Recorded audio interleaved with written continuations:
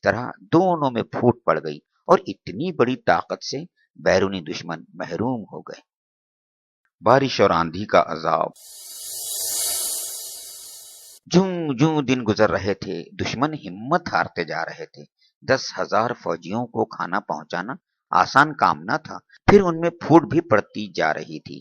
تیزی سے ان کا میل ملاپ ختم ہو رہا تھا۔ سردی کا موسم بھی تھا، کھلے میدان میں ان کے جسم کٹے جا رہے تھے۔ خدا کا کرنا انہی دنوں ایک رات تیز آندھی اٹھی، زوروں کی بارش شروع ہوئی۔ کچھ ہی دیر میں موسم بدل گیا۔ بادل کی گرج، بجلی کی کڑک، زن زن ہواؤں کے تیز جھونکے، دشمنوں کے کلیجے پھٹے جا رہے تھے۔ وہ بے تحاشا اپنے خیموں کی طرف بھاگے، لیکن ہواؤں کو ذرا بھی رحم نہ آیا۔ وہ تیز ہوتی گئیں، ان کی خوفناکی بڑھتی ہی گئی۔ ان کی زن زن کی آواز سے دل بیٹھے جا رہے تھے۔ خیموں کی رسیاں اکھڑ اکھڑ گئیں، سارے سامان بکھر گئے، کھانے کی دیگیں چولہوں پر الٹ پلٹ ہو گئیں۔ پھر ہوائیں بھی تنہا نہ تھیں، ساتھ میں ریت اور کنکریوں کا عذاب بھی تھا۔ دشمنوں کی آنکھیں پھٹ گئیں، کوئی کسی کو دیکھتا نہ تھا۔ ان کے دل کپ کپا اٹھے اور وہ بدحواس ہو کر چیخنے لگے، ہائے تباہی، ہائے بربادی۔ ایسے میں ابو سفیان کی آواز کانوں سے ٹکرائی، قریشی بھائیوں، باخدا اب یہ ٹھہرنے کی جگہ نہیں، دیکھو سارے اونٹ گھوڑے تباہ ہو گئے، بنی قریظہ نے بھی دھوکہ دے دیا، موسم کا یہ حال ہے، چلو اب یہاں سے بھاگ چلو۔ اچھا میں تو چلا۔ ابو سفیان جلدی سے اپنی اونٹنی پر بیٹھا اور چل دیا۔ سردار کے بعد کون ٹک سکتا تھا؟ قریش کے سارے لوگ روانہ ہو گئے۔ یہ دیکھ کر غطفان بھی مجبوراً واپس گئے۔ اس طرح مدینے کا افق 20-22 دن غبار آلود رہ کر صاف ہو گیا۔ سنیچر کا دن آ گیا۔ ہو سکتا تھا یہی دن دشمنوں کے زبردست حملے کا دن ہوتا۔ دیکھا گیا تو وہ جگہ بالکل ویران و سنسان پڑی تھی، ہواؤں نے ان کا ذرا بھی نشان نہ چھوڑا تھا۔ وَرَدَّ اللَّهُ الَّذِينَ كَفَرُوا بِغَيْظِهِمْ لَمْ يَنَالُوا خَيْرًا وَكَفَى اللَّهُ الْمُؤْمِنِينَ الْقِتَالَ وَكَانَ اللَّهُ قَوِيًّا عَزِيزًا۔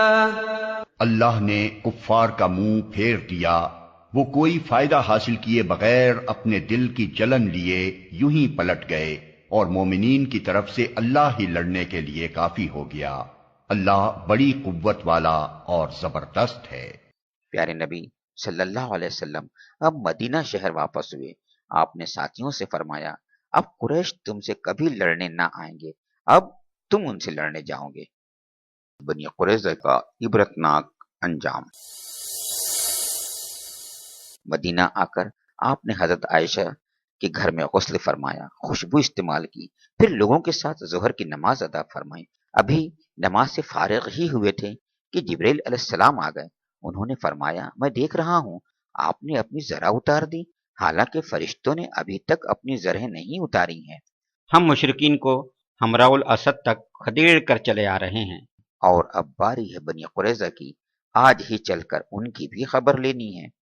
آپ نے اسی وقت بلال کو بھیجا کہ وہ ایک ایک دروازے پر یہ اعلان کر دیں کہ آج عصر کی نماز بنی قریظہ کے علاوہ کہیں اور نہیں پڑھنی ہے۔ مسلمان تھک کر چور تھے، لیکن تھکان کی انہوں نے کوئی پرواہ نہ کی۔ حکم پاتے ہی بنی قریظہ کی طرف چل پڑے۔ وہ خوشی سے بے تاب تھے، ان کے دل بلیوں اچھل رہے تھے۔ کیوں؟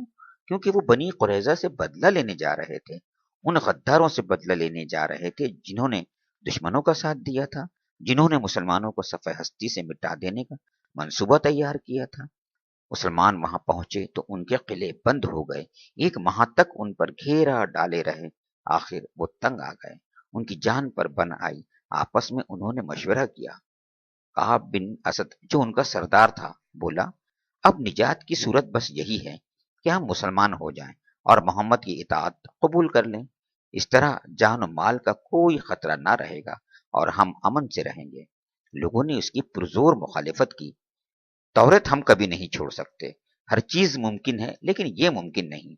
کعب نے کہا، تو ہم پہلے اپنے بیوی بچوں کو مار ڈالیں، پھر تلوار لے کر باہر نکلیں اور مسلمانوں سے جنگ کریں۔ اگر ہم سب مارے گئے تو کوئی غم نہیں، اور اگر جیت گئے تو دوسری بیویاں کر لیں گے، کچھ دنوں میں پھر لڑکے بچے ہو جائیں گے۔ یہودی اس پر بھی تیار نہ ہوئے، کسی کو یہ بات پسند نہ آئی۔ سب نے کہا، ان بیچاروں کو قتل کر دیں، پھر جینے کا مزہ کیا؟